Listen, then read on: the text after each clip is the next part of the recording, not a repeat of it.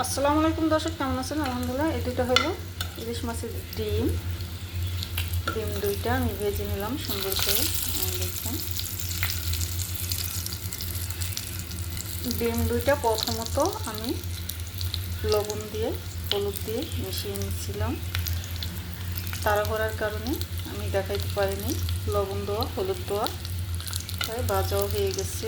এখানে কিছু ভেন্ডি ভাজা আছে, এখানে কিছু পটল ভাজাও আছে, সাথে আমি মাছগুলো ডিমগুলো ভেজে নিচ্ছি।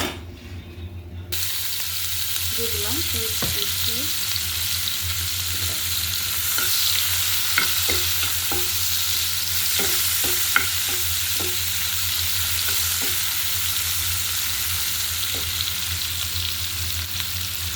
সাথে দিয়ে দিচ্ছি কাঁচামরিচ কুচি।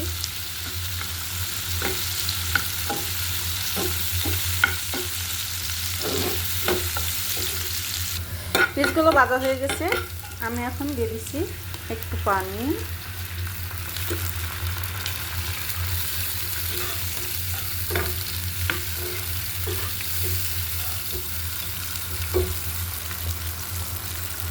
দিয়ে দেবো হালকা একটু হলুদ।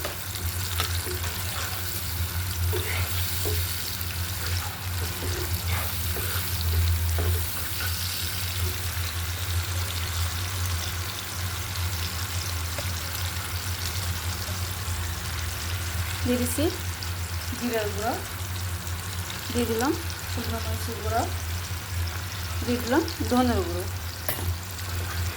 ডিমের ভিতরে বেশি মশলা খায় না, তাই অল্প অল্প করে হালকা করে একটু একটু করে দিয়ে দিলাম।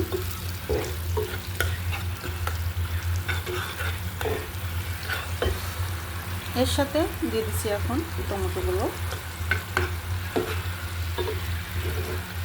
একটা টমেটো কেটে আমি ছোট দেখে 4 টুকরা করে নিয়েছি।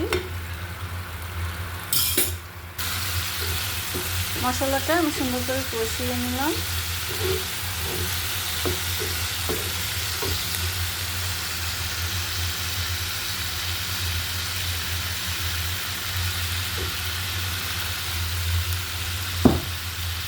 এখন দিয়ে দিচ্ছি ডিমগুলো ছোট ছোট করে পিস করে দিলাম।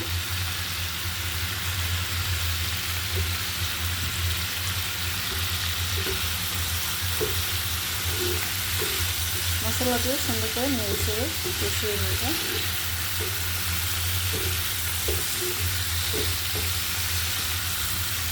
ডিমগুলো কষানো হয়ে গেছে, আমি এখন দিয়ে দেবো ঝোল।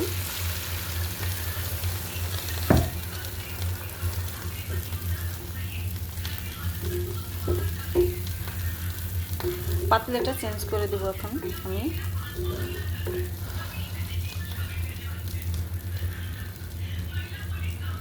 পানিটা আমার বড় হয়ে গেছে, তাই আমি ছোটো একটা পাতলা দিয়ে তরকারিটা এখন ঢেলে দেবো। দেখেন, ওই এখন দিয়ে দিলাম এই ছোটো পাঞ্জরায়। ডিমটা আমার বোনা হয়ে গেছে গায়ে, দেখেন কত সুন্দর করে। চাইলে আমার মতন করে এভাবে ইলিশ মাছের ডিম ভুনা করে খেয়ে দেখতে পারেন, আশা করি ভালো লাগবে। আপনারা ভালো থাকবেন, সুস্থ থাকেন, আবার দেখা হবে নতুন কোনো রেসিপি নিয়ে। আর রান্নাটা কেমন হবে সবাই কমেন্ট বক্সে কমেন্ট করে জানিয়ে দেবেন। লাইক দেবেন, শেয়ার করবেন, সাবস্ক্রাইব করবেন।